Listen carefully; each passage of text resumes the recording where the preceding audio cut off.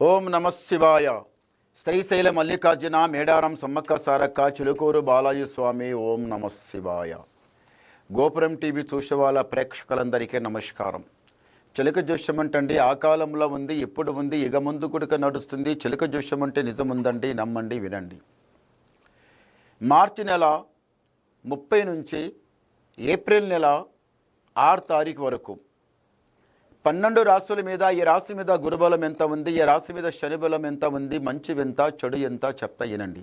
మొదటి రాశి మేషరాశి.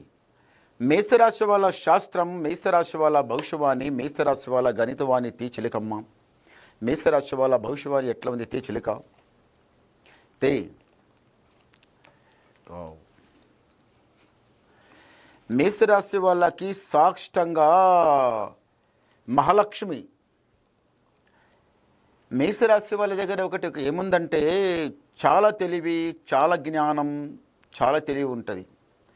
చాలా తెలివి నుంచి మాట్లాడతారు.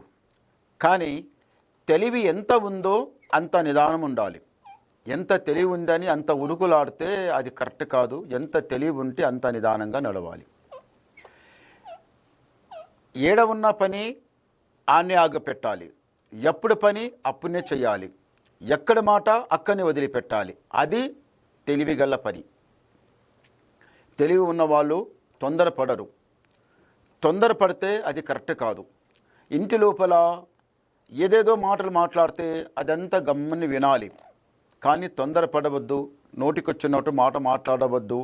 మాట పెరగవద్దు, పెంచుకోవద్దు. ఉంటుంది చిన్నగా ఇంతే తమలపాకు లేకనే మాట ఉంటుంది. తాటాకంత పెద్దగా చేసుకుంటారు. కొంత నోరు అదుపులో పెట్టుకొని కొంచెం నిదానంగా అయిపోతే అన్నీ ఒక లెవెల్గా అయిపోతుంది. అలా కాకుండా ఏకుకు మేకన్నట్టు నీదెంత నాదెంత, నేను చేయలేదా ఇంట్లో, ఇదెంత ఇంటి లోపల నేనే చేస్తున్నా కదా, నీదెంత నాదెంత అంటే అది పెద్ద కథ అయిపోతుంది. అది చేసుకోవద్దు. అది కరెక్ట్ కాదు. ఈ మేషరాశి వాళ్ళకు ఒక్కసారి కన్నా గొడవ, ఒక్కసారి మాట మీద మాట పెరిగిందంటే పెరుగుతూనే ఉంటుంది. ఊక నిత్య కొట్లాడ, సాకిలిగిరి సదా కిరికిరి సాకిలిగిరి అన్నట్టు అట్లా ఉండవద్దు. అది దరిద్రం. ఎక్కడ పడ్డ వాళ్ళు కూడా వచ్చి నీట్గా వచ్చి మాట్లాడతారు. ఎక్కడ ఉన్న వాళ్ళు కూడా ఏదో మాట మాట్లాడతారు. మీ పెద్దలు ఎంత నీతి వాళ్ళు రా, మీ పెద్దలు ఎంత మంచి వాళ్ళు రా, వాళ్ళ కడుపులో పుట్టిన వాళ్ళు మీరెట్లా వెళ్ళినరా, ఇదేం ఇల్లురా, ఇదేం కొట్లాడా, ఇదేం జగడా, నిత్య ఇదే మాటలు. ఎవరి చేతుల నుంచి అనిపించినట్టు అవుతుంది. అలా చేసుకోవద్దంటే కొంచెం అదుపులో మీరు ఉన్నారంటే గొడవ పెరగదు. కొంతవరకు ఆపితే అంత సులభం అయిపోతుంది. ఈ మేషరాశి వాళ్ళకి ఎందుకో జ్ఞానం, తెలివి అంతా రైట్గా ఉంది. కానీ ఒక్కసారి ఈ రాశి వాళ్ళు 7 కొండల మెట్లు సాక్షంగా శ్రీమన్నారాయణ 7 కొండల మెట్లు ఎక్క రావాలి. ఎందు గురించి అంటే ఏదో అనుకుంటే ఏదో జరుగుతుంది. చేయాలనుకునేది మనసు లోపల ఏదో ఉంది, ఆడ ఏదో జరుగుతుంది. అనుకుంటుంది ఒకటి, జరుగుతుంది ఒకటి. వెనక పడ్డ వాళ్ళు, ఎక్కడో ఉన్నవాళ్ళు, వాళ్ళు ఒక్కొక్క మెట్టు దాటి ఎక్కని వెళ్ళిపోతున్నారు. మీరు ఎంత ఉన్నారు అంతే ఉన్నారు. కోరికలు చాలా పెద్దగా ఉన్నాయి. ఏది సరిగా అయితే లేదు. ఈ రాశి వాళ్ళకి, మేషరాశి వాళ్ళకి ఇప్పుడు ఏదైతే పనులు ఆగి ఉన్నాయో అవి జరుగుతాయి. ఇంటి లోపల ఏదైతే అనుకుని కూర్చున్నారో అది పక్క జరుగుతుంది. ఒక మెట్టు దాటేది ఉంది, పై మెట్టు లెక్కేది ఉంది, రాజా బతికేది ఉంది.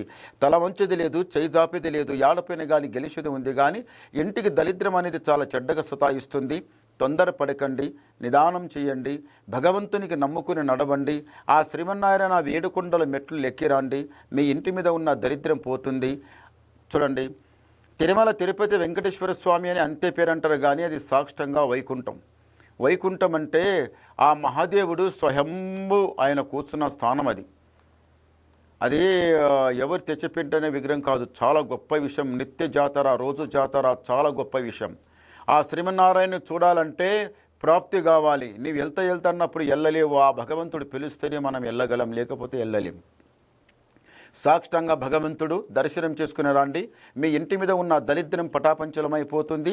చేయి పెట్టిన పని కలిసి వస్తుంది. జయం జరుగుతుంది. అంత మంచి జరుగుతుంది. ఈ మేషరాశి వాళ్ళ పేరు మీద ఒకసారి గవ్వలేద్దాం. గవ్వలేసి ఏముందో చూద్దాం. ఓం నమ శివాయ. ఈ మేషరాశి వాళ్ళకు సాక్షంగా లక్కీ నంబర్ 3. వీళ్ళకి పడింది 3 గవ్వలు పడ్డాయి. చాలా మంచి గవ్వలు పడ్డాయి.